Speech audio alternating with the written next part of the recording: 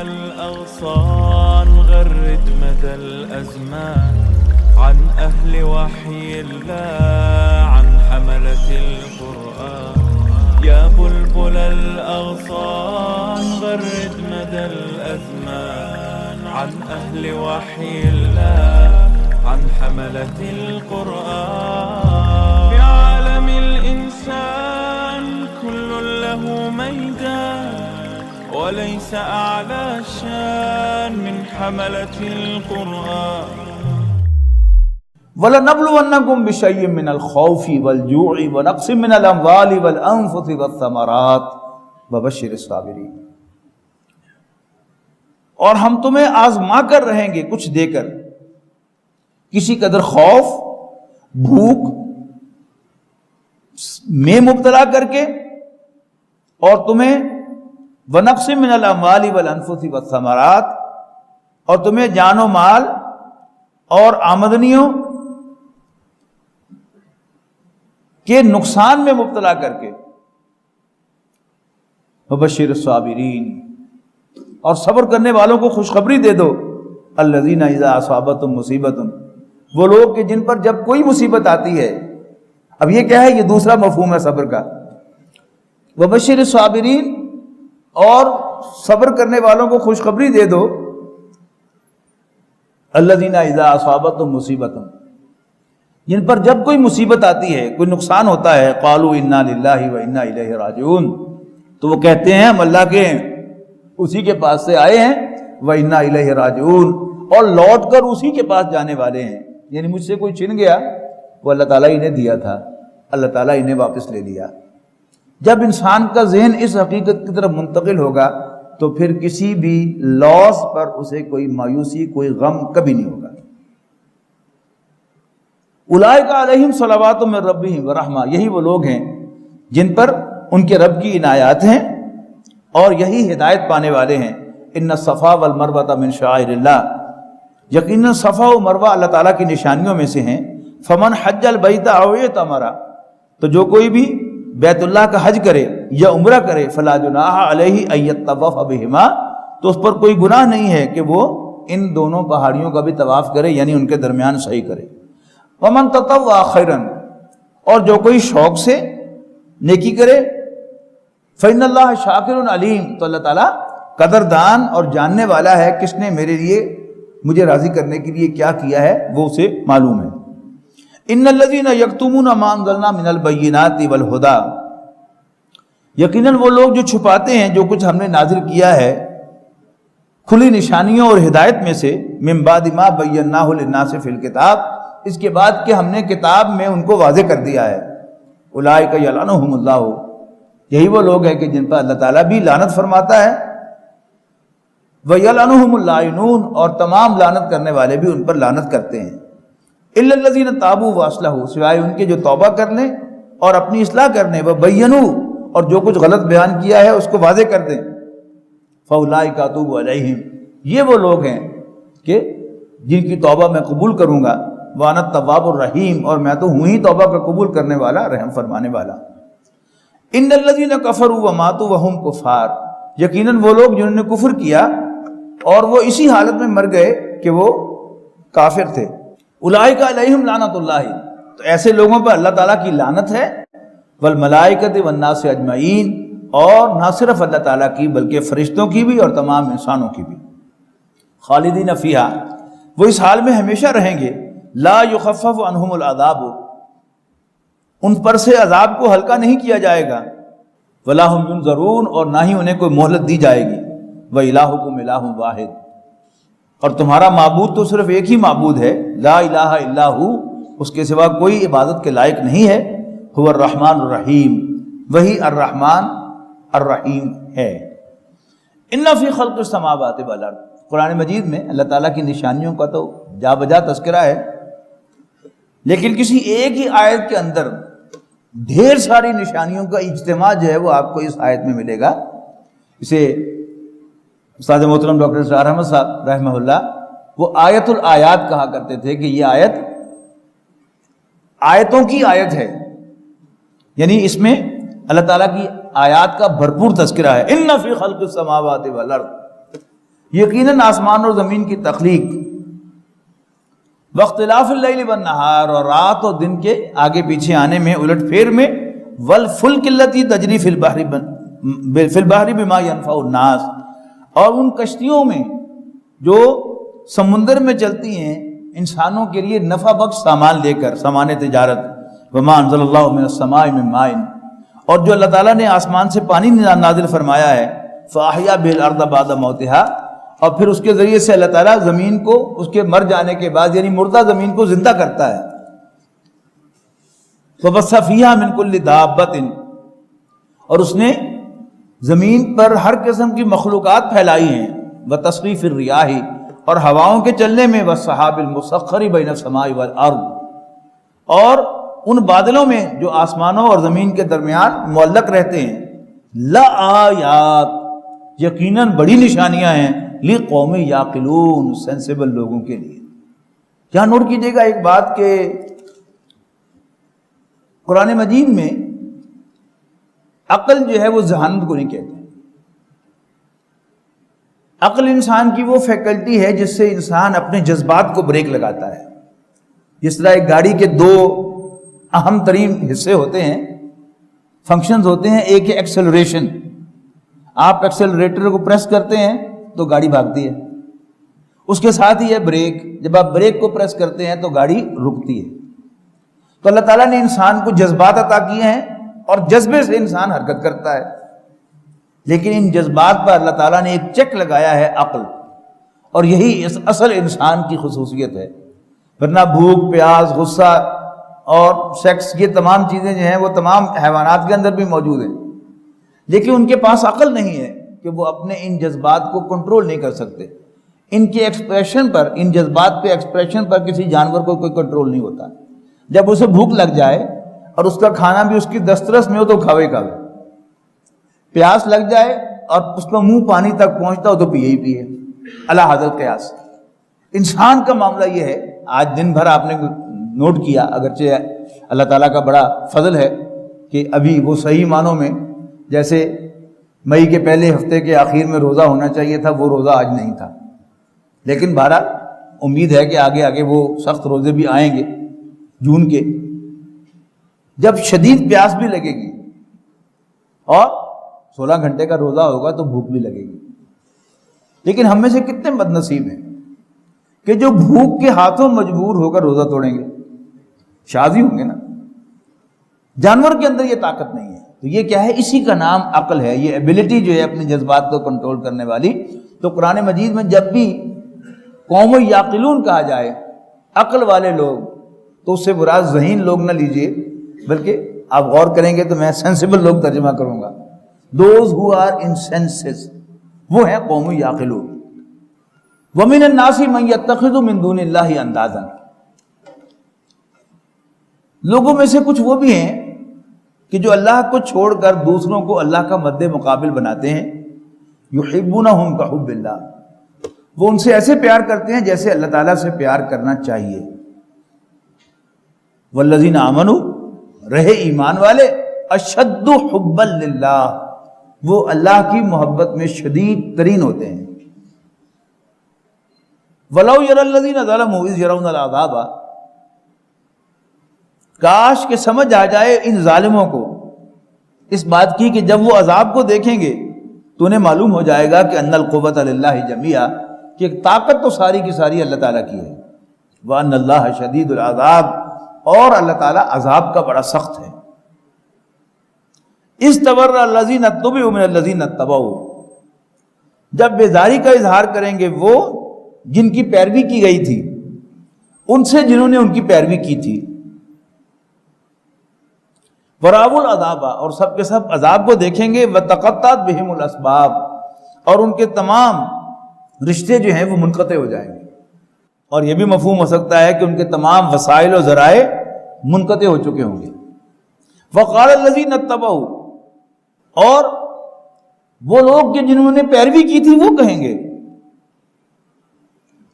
لو ان لنا کرتن، اگر پھر ہمیں کوئی موقع مل جائے، فنتبرأ منہم، تو ہم ان سے اعلان بیزاری کریں، اعلان لا تعلق کریں، تعلقی کریں کما تبرؤ منا، جیسے انہوں نے آج ہم سے اعلان برات کیا ہے، اعلان لا تعلقی کیا ہے۔ کذالک یریہم اللہ اعمالہم حسرات علیہم، اس طرح بنا دیا، اسی طرح اللہ تعالیٰ بنا دکھائے گا ان کے اعمال کو باعث حسرت، وما ہم بخارجین من النار، اور وہ آگ سے نکل نہ پائیں گے۔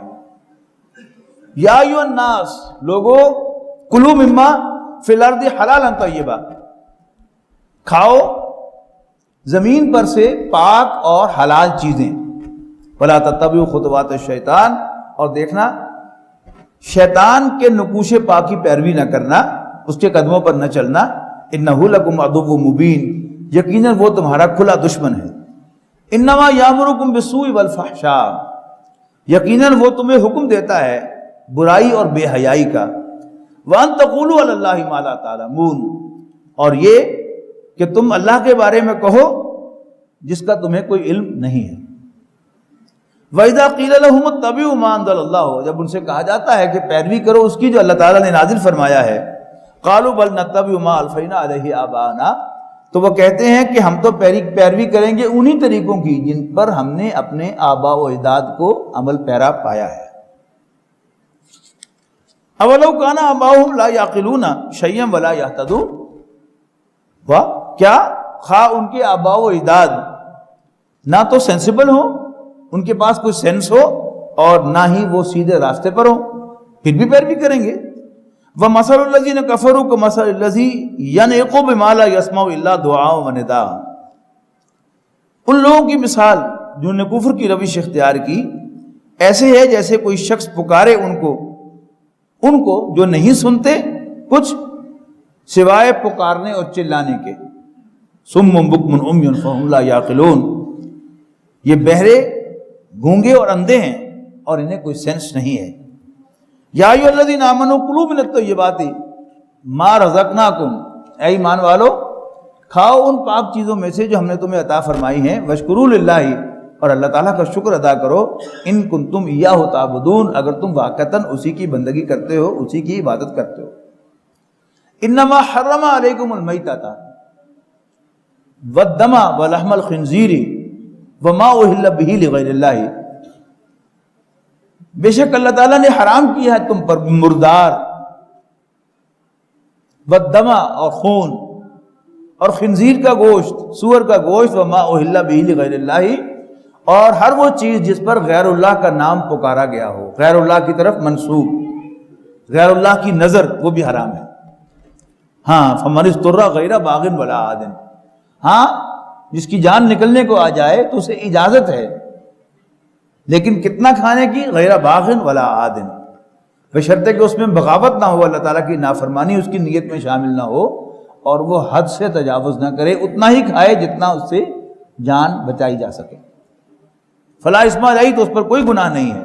ان اللہ غفور الرحیم، بے شک اللہ تعالیٰ بخشنے والا مہربان ہے۔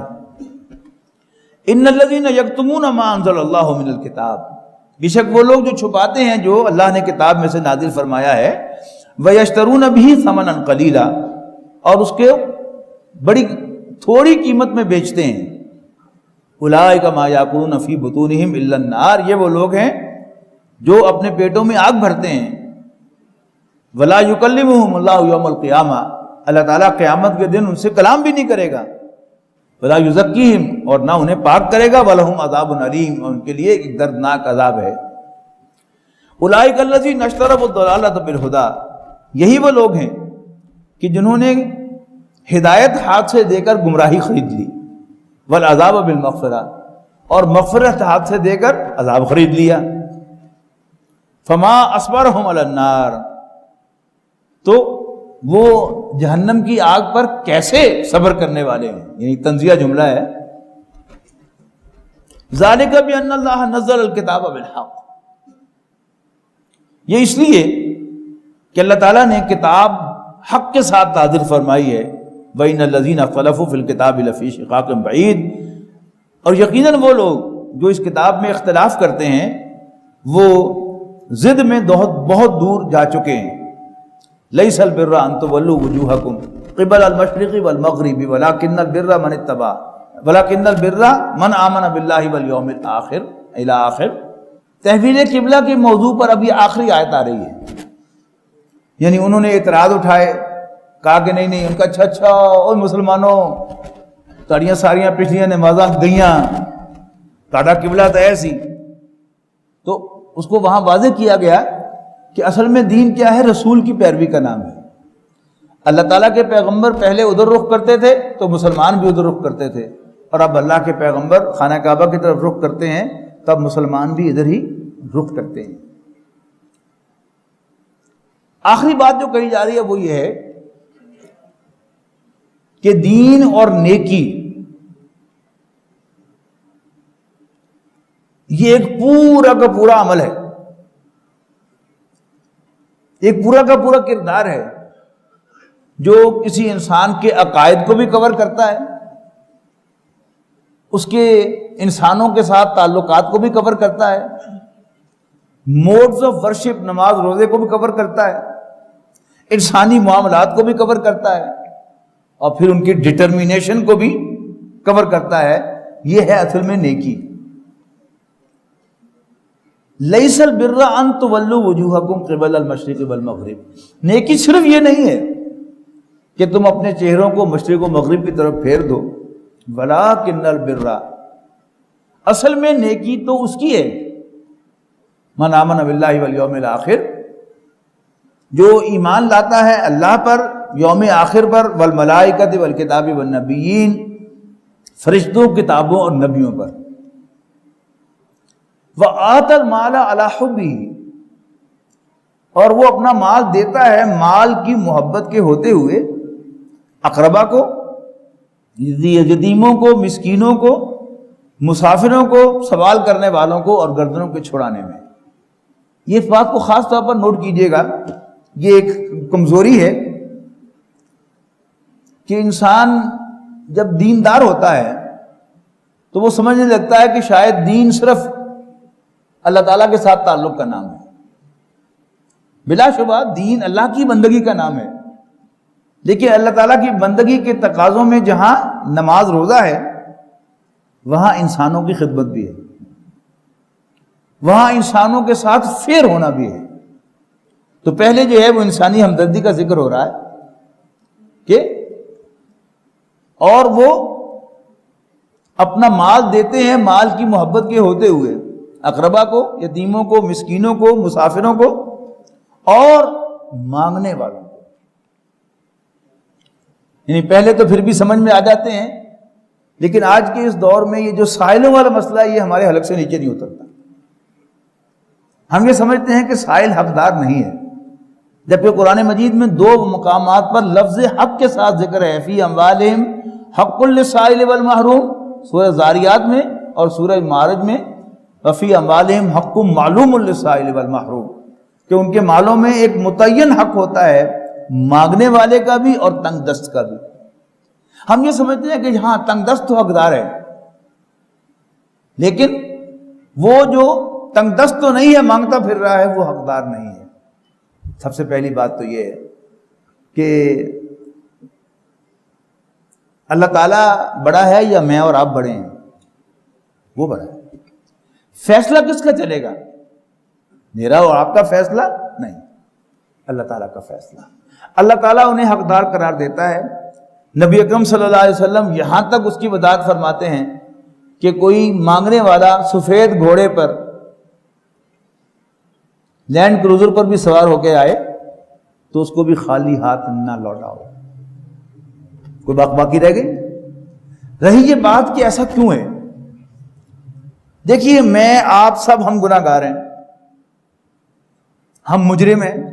کوئی یہاں کوتاہی کر رہا ہے, کوئی وہاں کوتاہی کر رہا ہے, کوئی یہاں پر زیادتی کا ارتکاب کر رہا ہے, کوئی وہاں پر کر رہا ہے. اب قیامت کے دن عدل و انصاف کا تقاضا کیا ہے کہ جب ہم نے جرم کیے ہیں تو وی مسٹ فیس پنشمنٹ. لیکن پھر ہم اللہ تعالیٰ سے مغفرت کی دعا کیوں کرتے ہیں؟ ہم اللہ تعالیٰ سے مجرم ہونے کے باوجود مغفرت کا سوال کرتے ہیں, جبکہ ہمارا یہ سوال جینوئن نہیں ہے. اگر اللہ تعالیٰ کے ہم اس فیصلے کو ماننے کو تیار نہیں ہے کہ سائل بھی حقدار ہے, تو پھر ہمیں اپنا مستقبل بھی ذرا غور سے سمجھ لینا چاہیے کہ پھر ہم کس منہ سے اللہ تعالیٰ سے مغفرت مانگتے ہیں۔ تو آخر میں فرمایا وسائلین، اور مانگنے والے، وفر رقاب، اس کے بعد فرمایا گردنوں کے چھڑانے میں، غلام کو آزاد کرنے میں، یا کسی شخص کو جو قرض میں پھنس گیا ہو اتنا اس کو دے دینا کہ وہ قرض سے آزاد ہو جائے۔ یہ کیا ہے؟ یہ وہ انسانی خدمت پہ کام ہے کہ جن کو نیکی کے ساتھ جوڑا گیا ہے۔ اس کے بعد فرمایا والموفون بعہدہم اذا عاہدوا، اور جب کبھی وہ معاہدہ کر لیں تو اپنے معاہدوں کو، اپنے وعدوں کا ایفا کرنے والے، پورا کرنے والے، والصابرین فی الباساء والضراء وحین الباس، خاص طور پر ذکر کیا جاتا ہے صبر کرنے والوں کا۔ جن لوگوں کو عربی زبان کی تھوڑی سی کچھ سوجھ بوجھ ہے ان کے لیے ہے کہ والموفون یہ حالت رفع میں ہے، والصابرین یہ حالت نصب میں ہے۔ تو نصب میں ہونے کی کوئی وجہ ہونی چاہیے، کوئی یہاں پر الفاظ معذوف ہیں تبھی یہ نصب میں گیا ہے، لہذا ترجمے میں آپ دیکھیں گے خاص طور پر بالخصوص صبر کرنے والے، فی الباساء والضراء وحین الباس، بھوک میں، جسمانی اذیت میں اور جنگ کے وقت، اولئک الذین صدقوا، یہی ہیں کہ جو واقعتاً سچے ہیں اپنے نیکی میں، وَأُولَٰئِكَ هُمُ الْمُتَّقُونَ، اور یہی اصل میں اللہ سے ڈرنے والے اور متقی لوگ ہیں۔ یا ایھا الذین آمنوا کتب علیکم القصاص فی القتلی، اے ایمان والو تم پر فرض کر دیا گیا ہے مقتولوں کا قصاص۔ قصاص ہوتا ہے جان کے بدلے جان لینا، الحر بالحر والعبد بالعبد والانثى بالانثى، آزاد کے مرد کے بدلے آزاد، اور غلام کے بدلے غلام، اور عورت کے بدلے عورت۔ فمن عفی لہ من اخیہ، اور جس کو اپنے اس کے بھائی کی طرف سے معافی مل جائے، معاف کر دیا جائے کچھ بھی، فاتباع بالمعروف واداء الیہ باحسان، تو اس پر لازم ہے اس کی پیروی کرنا اچھے طریقے سے، اور اس کو ادائیگی کرنا احسان کے ساتھ۔ تخفیف کا مطلب کیا ہے کہ مقتول کے وارثوں کا حق تو ہے کہ وہ قاتل کی جان لے لیں، لیکن اگر وہ جان لینے کی بجائے کچھ بلڈ منی لے لیں اس کی بھی پروین ہے۔ تو اگر کوئی فریق معاف کرتا ہے تو پھر یہ نہیں سمجھ رہا جان بخشوالی کی نہیں بخشوالی، نہیں، احترام کے ساتھ، احسان مندی، اس کا احسان مانتے ہوئے اس کو وہ ادائیگی کرنی چاہیے رقم کی جس کا اس نے تقاضا کیا ہے۔ ذالک تخفیف من ربکم ورحمہ، یہ تمہارے رب کی جانب سے رعایت ہے اور رحمت ہے۔ فمن اعتدی بعد ذالک، تو جو کوئی بھی اس کے بعد زیادتی کرے گا، فلہ عذاب عظیم، عذاب علیم، اس کے لیے ایک دردناک عذاب ہے۔ وَلَكُمْ فِي الْقِصَاصِ حَيَاةٌ يَا أُولِي الْأَلْبَابِ، اے دل والو، سمجھ والو، سمجھ بوجھ والو، تمہاری زندگی قصاص لینے میں ہے، اے ہوش مندو، لعلکم تتقون، تاکہ تم خون ریزی سے بچ جاؤ۔ جب قتل کا بدلہ قتل کی صورت میں اسٹیبلش ہوتا ہے کسی معاشرے میں تو پھر ظلم رکتا ہے، اور اگر ورسٹ سچویشن کیا ہے کہ قاتل کو پوچھے کوئی نہ، اس سے کمتر کیا ہے کہ قاتل جو ہے وہ انفلوئنس کر کے جان بخشوا لے اور پھر اس کے ظلم کے لیے دروازے کھلے رہیں۔ کتب علیکم اذا حضر احدکم الموت، تم پر فرض کر دیا گیا ہے کہ جب تم میں سے کسی کو موت آئے، ان ترک خیرا الوصیۃ للوالدین والاقربین بالمعروف، کہ وہ وصیت کرے اپنے مال میں سے والدین کے لیے اور اچھے طریقے سے باقی رشتہ داروں کے لیے بھی۔ یہ آیت جیسا کل آیا تھا نا، ناسخ و منسوخ کا تذکرہ کہ اللہ تعالیٰ قادر ہے ہر چیز پر، وہ اپنی نازل کی ہوئی آیت کو، اپنے نازل کیے ہوئے حکم کو منسوخ بھی کر سکتا ہے اور اس کو ریپلیس بھی کر سکتا ہے اور تبدیل بھی کر سکتا ہے۔ اب اس کی مثال آ گئی کہ پہلے اللہ تعالیٰ نے وصیت فرض کی کہ جب تم مر جاؤ، جبکہ تمہارے بوڑھے والدین بھی ہیں اور تمہارے بیٹے ہی مال کے وارث بن کے بیٹھ جائیں اور تمہارے بوڑھے والدین کو پوچھیں بھی نہ. لہذا تم وصیت کر کے جاؤ اپنے بوڑھے والدین کے لیے بھی اور اپنے دوسرے عزیز و اقارب کے لیے بھی کہ جن کی تم کچھ خدمت کرنا چاہتے ہو تاکہ وہ تمہارے مال میں سے حصہ لے سکیں. لیکن جب وصیت کا قانون آ گیا، یعنی جیسے میں نے والدین کا ذکر کیا، ایسے ہی مائیں، اس لیے کہ جیسے ہمارے یہاں ہے کہ ایک ہی ماں ہوتی ہے اور وہ مر بھی جائے تو باپ کو دوسری شادی کرنے کی اجازت نہیں دیتے بیٹے، جبکہ اللہ تعالیٰ تو نہ صرف اس کی اجازت دیتا ہے بلکہ ترغیب دلاتا ہے. تو جو حقیقی ماں ہے وہ تو فوت ہو چکی ہے، یا اگر زندہ بھی ہے تو بیٹے اس کی کیئر کریں گے، لیکن جو سوتیلی مائیں ہیں ان کو گھر سے نکال دیتے تھے بغیر کچھ دیے ہوئے. تو اپنے بوڑھے والدین کے لیے بھی وصیت کر کے جاؤ اور اپنے رشتہ داروں کے لیے، اپنی بیویوں کے لیے اور اپنے دوسرے رشتہ داروں کے لیے وصیت کر کے جاؤ. پہلے سے فرض کیا گیا. پھر جب سورۃ نساء کے اندر وراثت کا پورا قانون آ گیا تو پھر یہ آیت تلاوت کے لیے موجود رہی قرآن مجید میں، لیکن اس کا حکم جو فرضیت کا تھا وہ منسوخ ہو گیا. اور اگر کوئی وصیت کرے تو اس کا اطلاق صرف 1/3 پر ہوگا، ٹوٹل مال پر نہیں ہوگا. کتب علیکم اذا حضر احدکم الموت ان ترک خیرا الوصیۃ للوالدین والاقربین بالمعروف حقا علی المتقین. یہ اللہ تعالیٰ کا حق ہے متقی لوگوں پر، اللہ سے ڈرنے والوں پر. فمن بدلہ بعد ما سمعہ، اب لکھنے پڑھنے کا وہ رواج تو اس وقت نہیں تھا اور عدالتیں کچہریاں بھی نہیں تھیں کہ باقاعدہ آپ وصیت کو جا کر عدالت میں رجسٹر کروا دیں. تو کچھ لوگوں کو گواہ بنا کر مرنے والے نے کہہ دیا کہ بھئی یہ میری وصیت ہے. اب ان کے بارے میں حکم ہے فمن بدلہ بعد ما سمعہ، تو جو کوئی بھی اس وصیت کو بدلے گا اسے سننے کے بعد فإنما اسمہ علی الذین یبدلونہ، تو اس کا گناہ وصیت کرنے والے پر نہیں ہوگا، ان پر ہوگا کہ جو اس کو بدلتے ہیں. ان اللہ سمیع علیم، بے شک اللہ تعالیٰ سننے والا جاننے والا ہے. فمن خاف من موص جنفا او اثما فاصلح بینہم فلا اثم علیہ.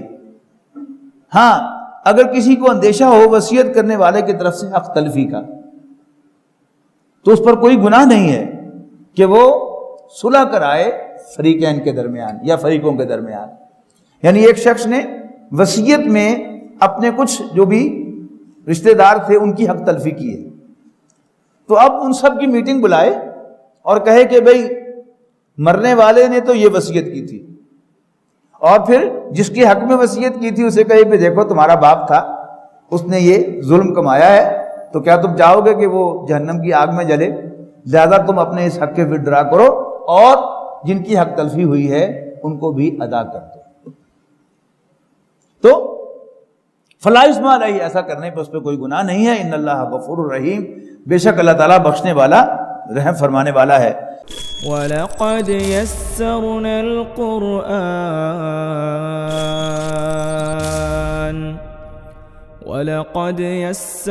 الْقُرْآنَ لِلذِّكْرِ فَهَلْ مِن مُّدَّكِرٍ